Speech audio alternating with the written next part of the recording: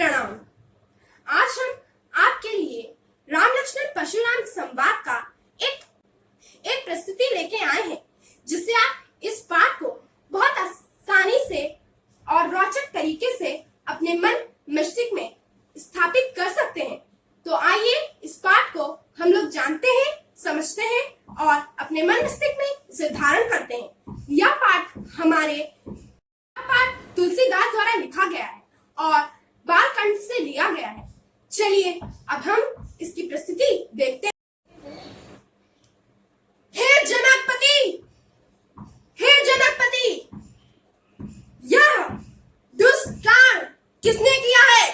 मुझे मेरे प्रभु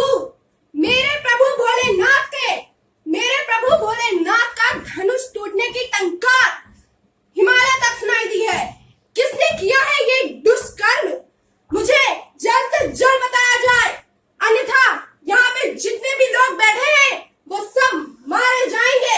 मेरे क्रोध से आप सब परिचित ही होंगे। हे मुनिवर, आपको मेरा शत कोटि प्रणाम। हाँ ठीक है मुनिवर, मैं जनक जी ने कहा, हे मुनिवर आपको मेरा शत कोटि प्रणाम। परशुराम, ठीक है, सदा विजय भव और तुम्हारा राज्य फल करे। जल्द से जल्द वो द्रोही मेरे सामने आ जाए, अन्यथा इस पूरी प्रजा का विनाश हो जाएगा। जानते नहीं मैं क्षत्रिय कुल का नाशक हूँ। प्रणाम विश्वामित्र, आपका हमारे राज्य में स्वागत हो। हे मुनिवर, आप इतना क्रोध ना कीजिए। एक ऋषि के लिए, एक मुनि के लिए क्रोध शोभा नहीं देता। मुनि जी ने कहा, हे मुनि, हे ऋषि, यह राम सीता आज इनका स्वयंवर हुआ है, या आपकी आशीर्वाद की कामना करते हैं और आप कृपया कर इन्हें अपना आशीर्वाद दे। सदा सुखी रहो, कल्याण हो। परशुराम और लक्ष्मण का अब आपको संवाद देखने को मिलेगा। हे मुनि, आप एक धनुष के टूट जाने पर इतना क्रोध क्यों कर रहे हैं मुनि? हमने तो बचपन में कई धनुइयां तोड़ी, तब तो आपने जरा सा भी क्रोध नहीं किया। परशुराम, हे मूर्ख बालक, यह तुच्छ धनुष नहीं है, यह भगवान शिव का धनुष है। तुम इस धनुष को तुच्छ धनुष के साथ सामान्य बता रहे हो? तुम्हें इतनी लाज नहीं, शर्म नहीं? पागल हो क्या तुम काल के वश में हो बालक, काल के वश में। मुनि, इसमें श्री राम का कोई दोष नहीं। उन्होंने तो बस इस धनुष को नाम मात्र छुआ ही था और उनके छूते ही यह धनुष क्षण भर में टूट गया। इसमें श्री राम का कोई दोष नहीं है। शिव, तुम काल के वश में हो, तभी तुम्हें सही गलत का बोध नहीं हो रहा बालक। तुम जानते नहीं क्या मेरे विषय में? मैं क्षत्रिय कुल का नाशी हूँ। मैं एक क्रोधी स्वभाव वाला ऋषि हूँ। मैंने इस पृथ्वी को कई बार क्षत्रियों से छीन भीन कर दिया है और कई बार इस पृथ्वी को जीतकर ब्राह्मणों को दान में दे दिया है। क्या तुम्हें मेरे बारे में जरा सा भी ज्ञान नहीं? किसी ने तुम्हें बताया नहीं? लक्ष्मण, हे मुनि, आप अपने मुख से ही अपनी प्रशंसा लाखों बार कर चुके हैं।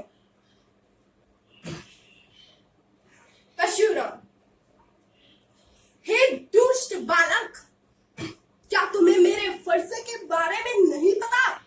इस फरसे के बारे में नहीं जानते? इस फरसे को देखते ही या इसके बारे में नाम मात्र सुनते ही गर्भवती स्त्रियों के गर्भ गिर जाते हैं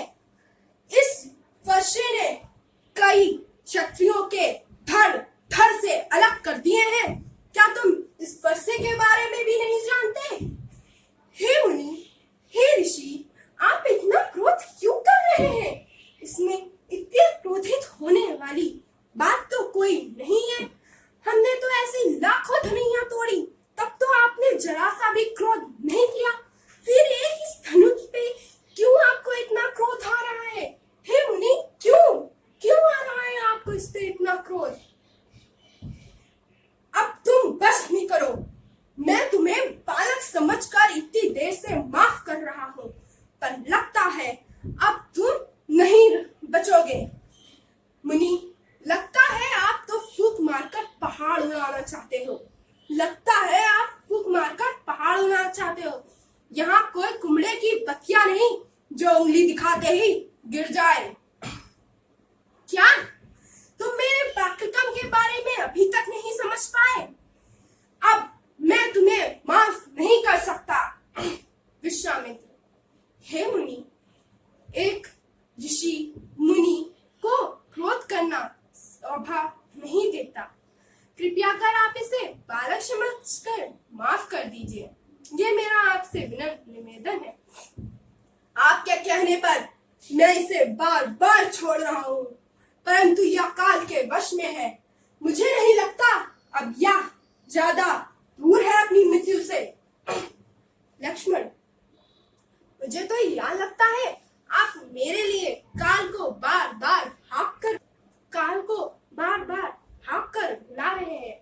वैसे भी हमारे कुल में गाय, ब्राह्मण, ईश्वर भक्त ब्राह्मणों और स्त्रियों पर अस्त्र शस्त्र नहीं उठाए जाते।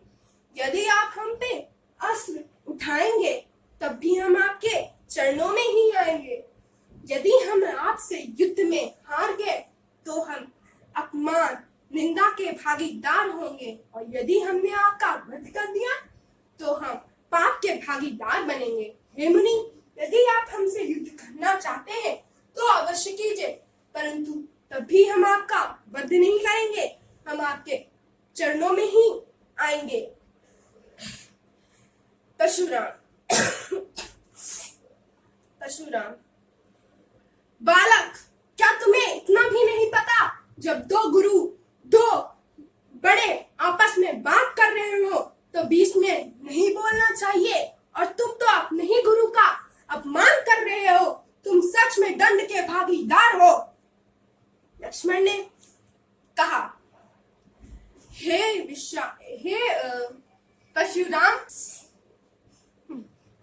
परशुराम, आप तो बार बार अपने मुंह से अपनी ही विशेषता किए जा रहे हैं, अपने ही बारे में बताए जा रहे हैं।